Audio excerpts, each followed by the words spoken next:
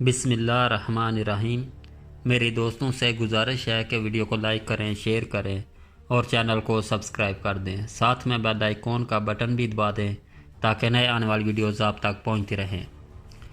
صالح R S کو کسی طریقے سے اس سازش کا پتہ چل گیا جو دولت عثمانیہ کے خلاف مغرب کے ماروا اور ہسپانوی مل کر تیار کر رہے تھے۔ اس سازش کا ہدف الجزائر سے عثمانیوں کو بے دخلی تھی، کیونکہ جب تک دولت عثمانیہ الجزائر میں تھی ہسپانیہ خطرے سے محفوظ نہیں تھا۔ صالح آر ایس نے باب علی کو اس قسم کے مذاکرات کے بارے اطلاع بھجوائی۔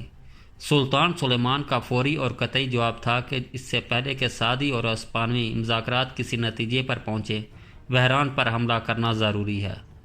سلطان سلیمان نے بحران پر قبضہ کرنے کی غرض سے 40 جہازوں کی کمک بھیجی۔ اس وقت سے دولت عثمانیہ کے اطراف و کناف سے ہجرت اور رضاکارانہ فوجی امداد برابر فوجی ٹریننگ سینٹر کو غذات دیتی رہی، یعنی ٹریننگ کے لیے آدمی آتے رہے۔ یہ ٹریننگ سینٹر ترکی کے ماتحت تھا، اس کی ہمیشہ تجدید ہوتی رہی۔ صالح آر ایس بحران کی فتح کے لیے تیار ہو گیا۔ اپنا بحری بیڑا سلطان سلیمان قانونی کے بحری بیڑے میں ضم کر دیا۔ اس طرح اس کی بحریہ میں شامل جہازوں کی تعداد 70 اور ہسپانویوں کی تعداد 40,000 ہو گئی۔ اس کے بعد لشکر کو کوچ کا حکم دیا گیا۔ وہ مراکش میں سر اٹھانے والے فتنوں بغاوتوں کو سر کرنا چاہتا تھا اور ان علاقوں میں کو اپنے اقتدار کے سامنے سرنگو کرنے کا خواہش مند تھا، لیکن قدرت کو کچھ اور منظور تھا۔ ابھی لشکر راستے میں ہی تھا کہ صالح آر ایس پر طاعون کا حملہ ہوا اور وہ رجب 963 ہجری مطابق 1556 عیسوی کو 70 سال کی عمر میں راہ ملک بقا ہوا۔ دولت عثمانیہ کی یہ کوشش تھی کہ مغرب اقصی کو اسلامی بلاک کا حصہ بنا کر ایک متحدہ لشکر تیار کیا جائے اور مسیحیوں کے خلاف نبردہ آزما ہونے کی کوشش کی جائے، کیونکہ وہ جانتے تھے کہ اس اتحاد سے مغرب اقصی کے بالمقابل بحر اٹلانٹک کے ساحلوں میں واقع تمام بحری مراکز پر اسلامی بحریہ چھا جائے گی۔ اس طرح پرتگالی اور ہسپانویوں کا جدید دنیا اور مشرق سے بحری رابطہ بالکل منقطع ہو جائے گا اور یہ اسلامی فوجوں کی بہت بڑی کامیابی ہوگی۔ اس سے ہمیں اندازہ ہوتا ہے کہ مسلمانوں کی کامیابی کی بنیاد اس بات پر تھی کہ عثمانی لشکر ان ساحلوں تک پہنچ جائیں اور ان مجاہدین کے ساتھ لڑائی میں شریک ہوں جو ایک طویل عرصے سے عظیم بحری امراء کے جھنڈے تلے دشمن فوجوں سے برسرے پیکار چلے آتے تھے، جیسے خیر الدین عروج باربروسا اور صالح آر ایس۔ قائد یحییٰ نے فوجوں کی زمام کی عادت اپنے ہاتھ میں لے کر صالح آر ایس کے پلان کو تکمیل تک پہنچانے کا عزم کر لیا اور جہازوں پر سوار ہو کر بحران کی راہ لی۔ ابھی یہ لوگ راستے میں ہی تھے کہ سلطانی احکامات پہنچ گئے اور حسن کورسو کا بیلری بائی کے منصب پر تقرر ہو گیا۔ بری اور بحری فوجیں بحران پہنچی اور انہوں نے شہر کا بڑا سختی سے محاصرہ کر لیا، لیکن عثمانیوں کی مسلسل کوششوں کے باوجود بھی بحران فتح نہ ہو سکا۔ وجہ یہ تھی کہ شہر کو ہسپانیہ کی طرف سے مسلسل مدد مل رہی تھی۔ شریف سعدی محمد الشیخ کو جب علم ہوا کہ عثمانی بحریہ استنبول واپس جا چکی ہے تو اس نے اسے موقع غنیمت خیال کیا اور فوراً اپنی فوج تلمسان کی طرف بھیج دی۔ تلمسان کے لوگ ان مجاہدین کی صفوں میں شمولیت کے لیے شہر سے باہر آئے ہوئے تھے جو بحران کی واپسی کے لیے کوششیں کر رہے تھے۔ شریف سعدی تلمسان میں اچانک داخل ہوا اور کسی کو پتہ تک نہ چلا۔ اس کی فوج کی قیادت بنی راشد قبائل کا سردار ابن کمام کر رہا تھا، جو زیانی مملوک کا آخری وزیر تھا اور زیانی ہسپانیہ کے حلیف رہ چکے تھے۔ محمود صفا بیگ کی قیادت میں تلمسان میں موجود عثمانی فوجی دستے جو شہر کی نگرانی کا فریضہ سر انجام دے رہے تھے، سعدیوں کے خلاف ڈٹے رہے، حتیٰ کہ سعدی لشکر کے حملے کو ناکام بنا دیا۔ سعدی جانتے تھے کہ اگر تلمسان ان کی مملکت میں شامل ہو گیا تو مشرقی مغربی اقصی میں ان کی پوزیشن بہت مضبوط ہو جائے گی اور وہ مغرب سے عثمانیوں کے اثر و رسوخ اور عمل دخل کو بالکل ختم کر دیں گے۔ اس کے برعکس عثمانی دیکھ رہے تھے کہ الجزائر میں رہنے کے لیے تلمسان کو مرکز بنانا ضروری ہے، کیونکہ تلمسان مغرب کے ساتھ جنگ کرنے میں ایک مضبوط مرکز ثابت ہو سکتا ہے، اس لیے کہ اندلس تک پہنچنے کے لیے قریب ترین راستہ ہے۔ اس طرح وہ یہ بھی جانتے تھے کہ مغرب اقصی کے شمالی اور مغربی ساحلوں پر पुर्तगालियों और اسپانیوں کے بحری رابطے پر ضرب کاری لگانے کے لیے اسے بنیادی مرکز کی حیثیت حاصل ہے۔ دولت عثمانیہ نے سعدی حکام کے بارے اپنی پالیسی تبدیل کر دی۔ سلطان سلیمان قانونی نے دولت سعدیہ کے سلطان کے نام ایک خط لکھا اور اس کی کامیابیوں پر اسے مبارکباد دی اور اسے آگاہ کیا کہ کس طرح بنو مرین نے ان کی خدمت میں تحائف بھیجے ہیں، کیسے اس کے خط پر رد عمل کا اظہار کیا ہے، کس طرح اس کی امداد کا عندیہ دیا ہے، اس کی طرف اپنا میلان ظاہر کیا ہے اور بتایا کہ سلطان ان کی مدد کرنا چاہتا ہے۔ اور جیسا کہ پہلے گزر چکا ہے کہ آخری فرمانروا ابو حسون کے دور میں یہ میلان ظاہر ہوا تھا کہ جس کو 4000 سپاہیوں کی مدد بھیجی گئی تھی۔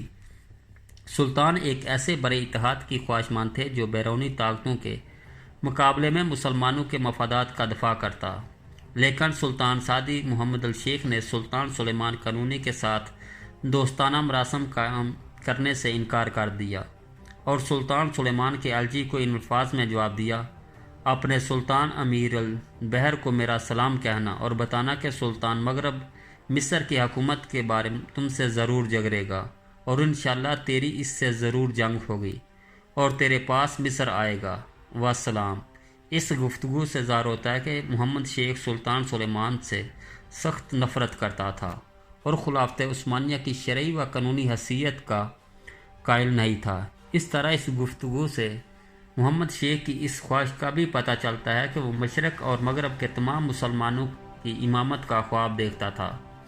964 ہجری مطابق 1557 عیسوی کو محمد شیخ اپنے خاص محافظ کے ہاتھوں قتل ہو گیا اور مغرب کے سیاسی حالات نے بڑی تیزی سے پلٹا کھایا۔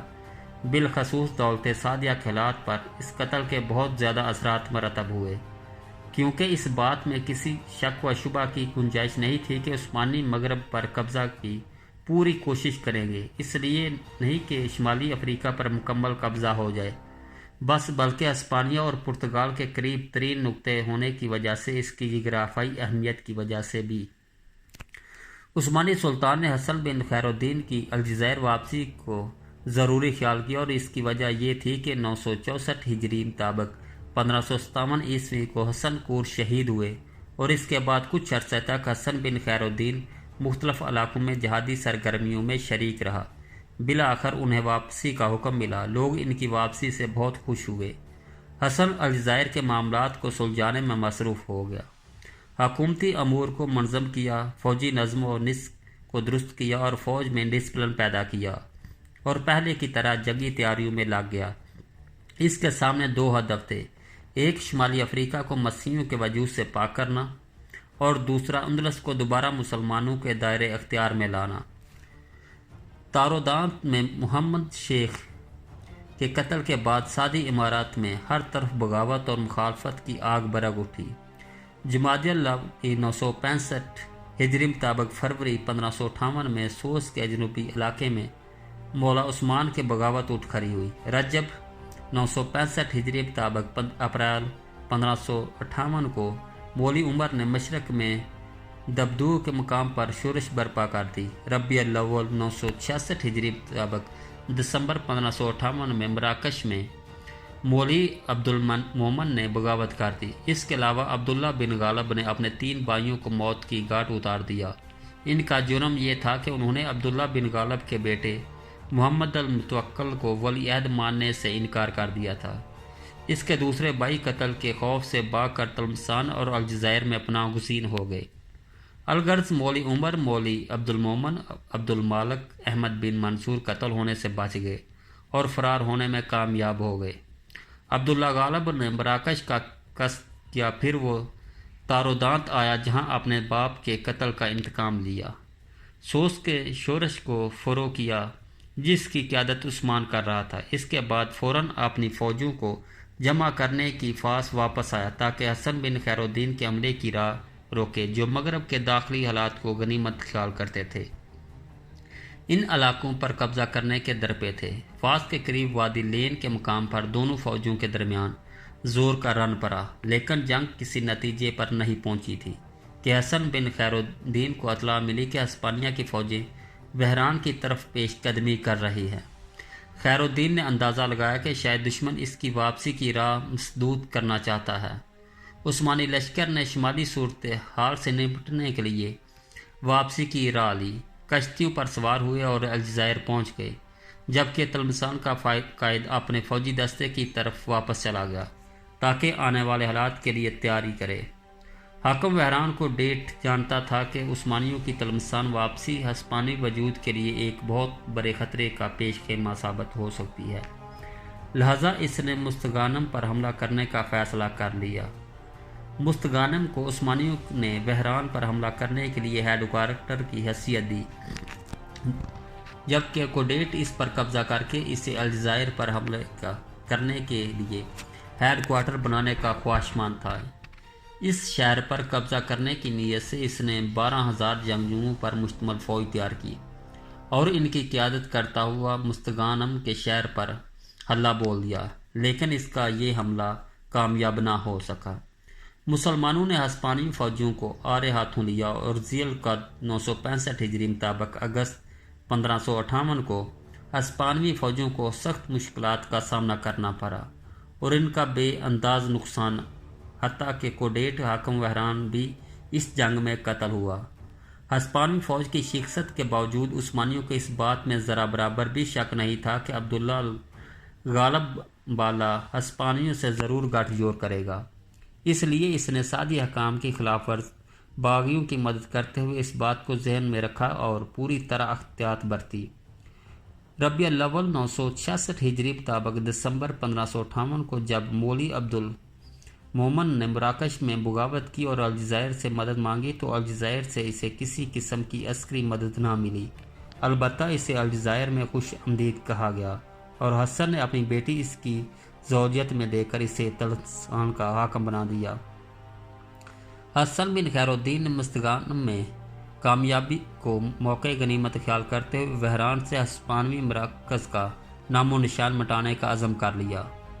الجزائر کے شہر میں عثمانی فوجوں کے علاوہ جدید منظم اور عتائد شعار فوجوں کی فراہمی کی تیاریاں شروع کر دی اور زاوا سے 10,000 آدمی فراہم کر لیے۔ اس کے علاوہ حسن نے ایک اور لشکر ترتیب دیا اور اس کی زمام قیادت اپنے والد کے ایک پرانے مددگار کے ہاتھ میں دی۔